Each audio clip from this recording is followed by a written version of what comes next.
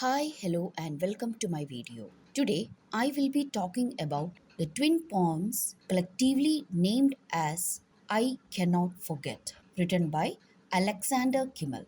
The same topic will be covered in Malayalam in tomorrow's video. All related videos are made into playlists, links of which are given in the description. Now, before we move on to the poem, let's talk about the author. Alexander Kimel was born in the year 1926 in Poland. His family moved to Rohatyn when Russia occupied Poland. When Germany invaded Rohatyn, they were forced to live in a ghetto. The final liquidation, also known as the final solution, happened in 1942 when Nazi Germany decided to solve the Jew problem, that is, mass murder. A month before it happened, Kimmel, his father, and his sister, along with some other Jews in the ghetto, escaped to the nearby forest, thereby narrowly escaping the murder spree.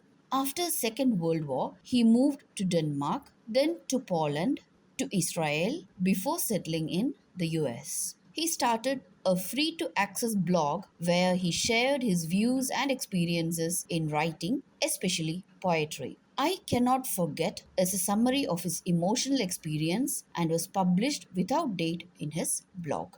The first poem in I Cannot Forget is The Action in the Ghetto of Rohatyn, March 1942, which narrates his emotional response to the mass murder that happened in the ghetto of Rohatyn. The second poem is The Creed of a Holocaust Survivor, where we can see a Holocaust victim surviving the trauma of the past with optimism.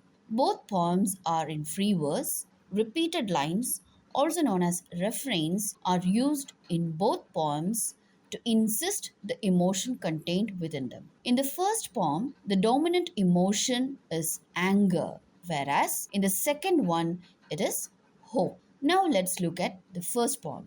Its first line, Do I Want to Remember, is a refrain. All stanzas are starting with this line. The last line of the first stanza, No, I don't want to remember, but how can I forget, is also a refrain. The last line is the same in all stanzas except the last stanza. We will get to that later. In this stanza, he is saying that the ghetto was peaceful before the raids, pointing towards the sarcasm in his words. If the picture inside the ghetto was sad before the action, it was unimaginable after the action. This stanza explains the sad picture of the ghetto before the mass murder, with undernourished children filled with fear, and even these images are nightmarish and painful. Looking at the refrain, he is trying to tell us that he doesn't want to relive those memories, but they are too emotional to be forgotten. Now, here you can see the next two stanzas.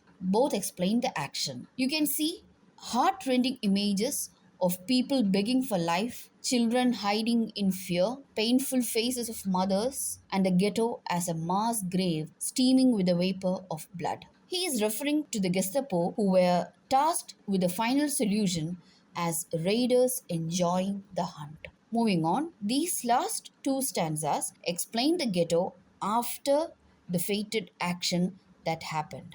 In the night when snow was melted by blood, the survivors are shown akin to faceless shadows searching for their kin with the aid of moonlight. In the last stanza, he says that those who died were lucky, for their pain vanished so fast. For those who survived lived on with painful nightmares. As the poetry comes to its end, the rising resentment and bitterness of the poet. And the last line is its climax. No, I have to remember and never let you forget. For others who were not directly affected, these events can be forgotten easily. The poet doesn't want that to happen. In his extreme anger and pain, he concludes by saying that the world should not forget this and he will remember those days so that he can ensure that the world never forgets. In the second poem, The Creed of a Holocaust Survivor, we can see his spirit of optimism. The anger of the poet in the first poem is natural.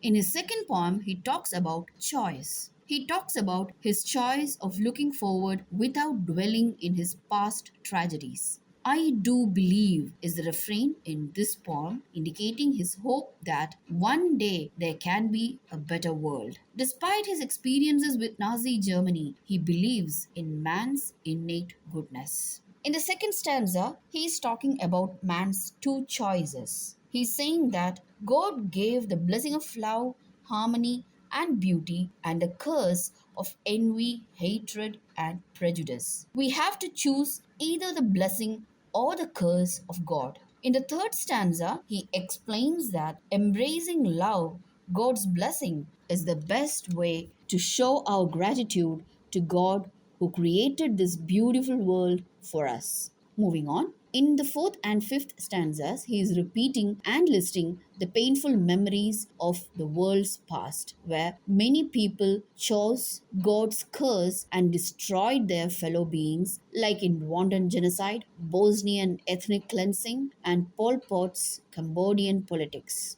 The last two stanzas conclude the poem in optimistic tone. Here, we can see the poet's hope of a future world where people learn to live in harmony with nature. In the last stanza, he is stressing his hopeful feeling by saying that though everything that happened around us and our pasts are signs pointing towards hopelessness, he believes in God's blessing and the dawn of a better world.